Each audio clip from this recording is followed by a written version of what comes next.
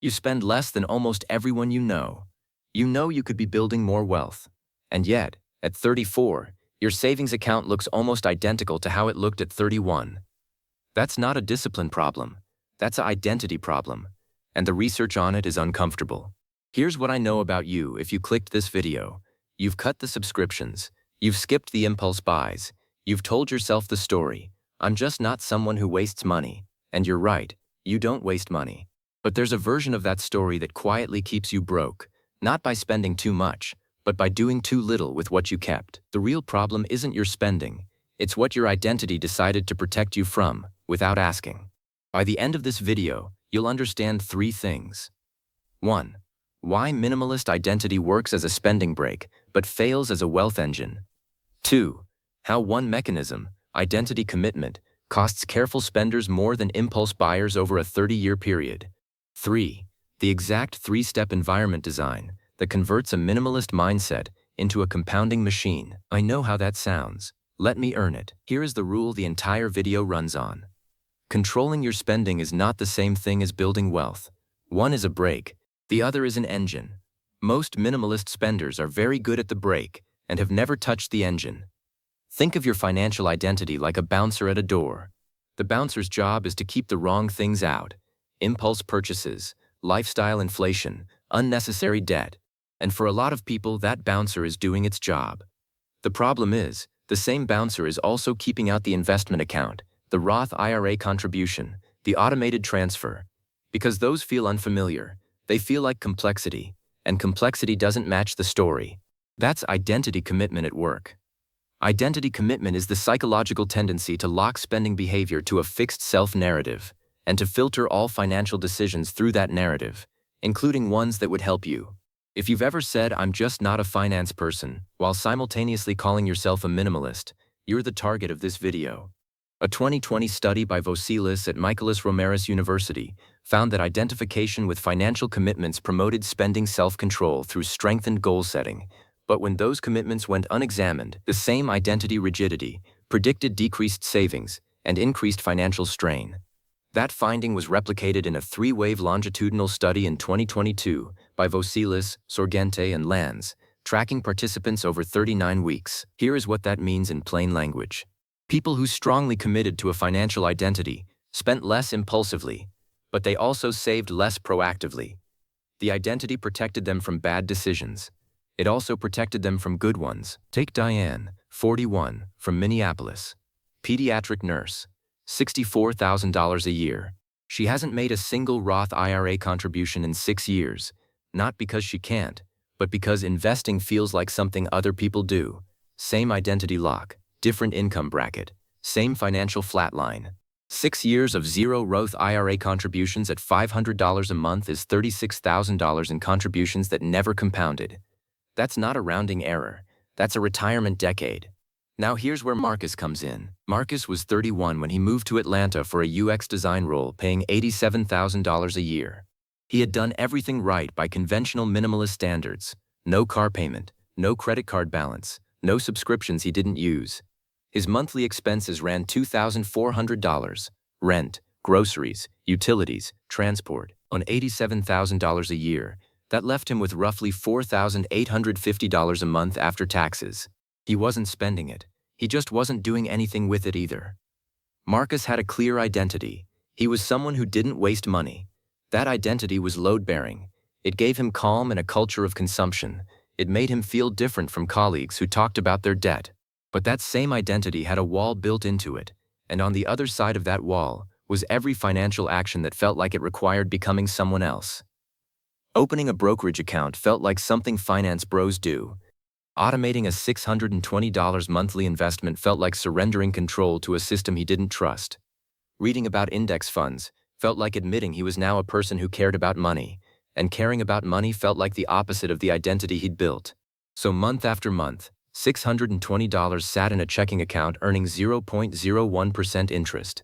Not because Marcus was irresponsible, because his identity had drawn a border, and the border was protecting him from the wrong thing. The average high-income minimalist carries $0 in consumer debt and $0 in invested assets simultaneously. Both numbers are true at the same time. At 34, Marcus looked at his savings account. 3 years had passed. The number was higher than it was at 31, but not by the margin his income should have produced. He felt something specific. Not panic, not regret. A quiet, low-grade recognition, like realizing the alarm has been going off for hours and you've been sleeping through it. That's where Marcus's story could have ended. You've felt this, you just didn't have a name for it. The math on this is simple, and once you see it, you can't unsee it. Step 1. The baseline number. Marcus left $620 a month uninvested for 36 months. That's $620 a month, every month. Step 2. The 1-year reality. That's $7,440 a year sitting in a checking account, earning effectively nothing. For context, $7,440 is roughly 14 weeks of groceries for a family of 3, according to the USDA's 2023 Moderate Cost Food Plan. Marcus wasn't spending it on anything visible. He was spending it on inaction. Step 3. The 10-year compounding loss. $620 a month invested at 7%. The S&P 500's historical average inflation-adjusted return grows to $107,100 over 10 years. Marcus's checking account version of that same money grows to $74,400. The gap is $32,700, produced entirely by identity friction, not income shortage. That's not a feeling, that's a number. Step 4. The 30-year retirement cost. $620 a month at 7% over 30 years compounds to $745,000. The checking account version compounds to approximately $223,200, the difference between the two being $521,800. For Marcus specifically, that gap represents the financial distance between retiring at 62 and working until 70. His minimalist identity didn't cost him a latte. It cost him 8 years. Step 5. The reframe line. This isn't about what you didn't spend, it's about what your identity decided for you, without your permission. I want to be honest about this.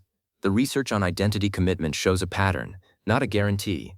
Not every minimalist spender is leaving $521,000 on the table. Some have automated investments and simply don't think about it. Some have structural barriers, student debt, healthcare costs, variable income, that makes $620 a month genuinely unavailable. But here's what the studies don't tell you. This pattern is strongest in people who are financially aware, not financially struggling, aware. This video explains a psychological pattern observed in peer-reviewed research. It is not financial advice. It does not account for your specific income, debt load, tax situation, or risk tolerance. For personalized guidance, consult a licensed financial advisor. 3 interventions.